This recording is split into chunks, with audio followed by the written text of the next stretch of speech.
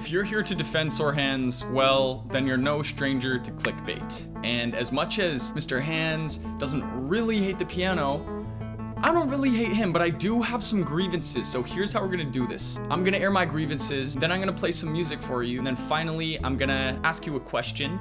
Been dealing with some wrist soreness, and I'm hoping y'all might have some input for me. Let's dive into it. Okay, where to start? Our man sold out.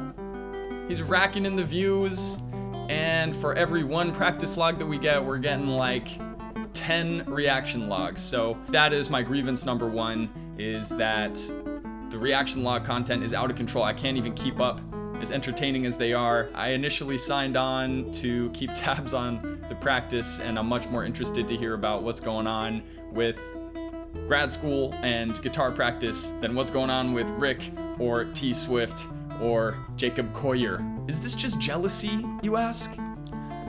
I mean, yes. The other grievance is you banded us in the Discord, man. What's going on? I mean, we got homies in there still keeping it active, but last post from you I saw was just asking if anyone knew any Guitar Trio repertoire, and then radio silence. So it is what it is. It kind of reminds me of how I feel about Ludwig a little bit. I've been thinking about writing a Sore Hands diss track, and if you watching right now think I should do that, drop a like or a comment. I don't know, I've been chewing on it, and if I get a little nudge, I probably would do it. We'll see. Sore Hands diss track over a classical guitar type beat, that sounds pretty fun. When I saw this particular clickbait, I thought, I can't stand for this. You know what I did? That's right, I went and got myself an e-piano, because as much as the guitar is one of my favorite instruments and one of my most comfortable instruments, I love the piano too, and I'm much newer to the piano, so I couldn't stand for this slander. One of the reasons I've always wanted to be able to play the piano is so that I could play and sing at the same time. So let me show you my first real attempt at that. Some folks like to get away, take a holiday from the neighborhood. One of the first things I ever actually learned on piano, a little bit a couple years ago, but only in the last couple months did I start to properly practice, was this song, which played to death, but it's a classic.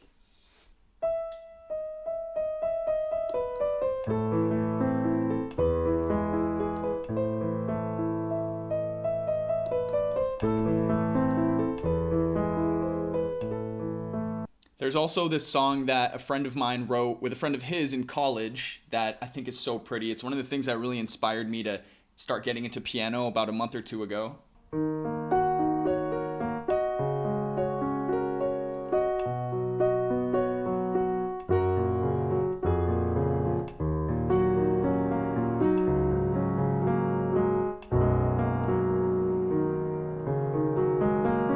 And then the most ambitious thing that I've started to try learning recently, which maybe is a little above my pay grade, but is so much fun, is Passacaglia. Check it out.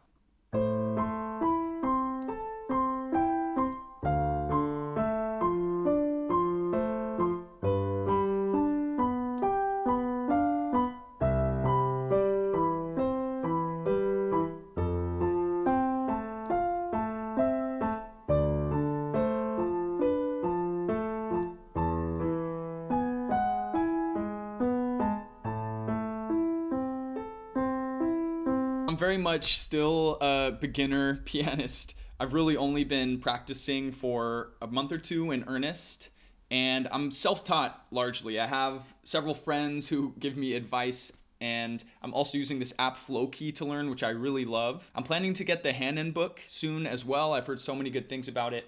But I do want to ask, because y'all, I've been playing a lot of piano and guitar lately, and I'm really starting to feel a little bit of soreness in my left wrist, my fretting hand, and also the one doing this challenging sort of octave arpeggio for Passacaglia. And I just want to ask to all the musicians out there, especially the ones who are practicing a lot, are y'all sort of load managing wrist pain or pain in general, or whenever you feel it, is that just an instant red flag to stop? I know that when I feel wrist pain, it means something isn't going right. to reevaluate. I'm just wondering how wrong and bad it is. I know that I don't want to be feeling wrist pain in general, but I'm curious if even advanced people are grappling with it on and off. That being said, here are some things that I've been recommended when feeling wrist pain or pain in general for musicians. Number one, rest. Yes, it's time to take a little break, ease off, let the pain subside, and then come back to it.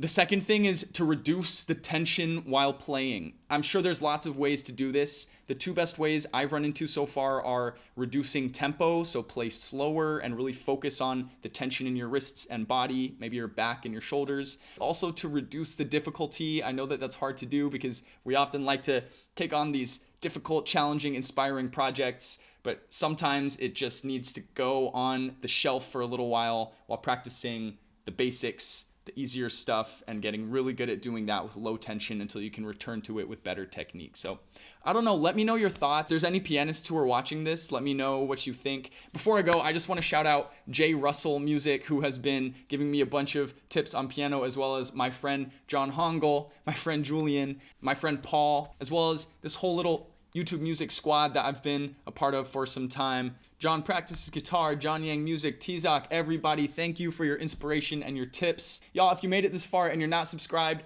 go hit that button, drop me a like if you're into it, and I'll see you next week. Happy Music Monday.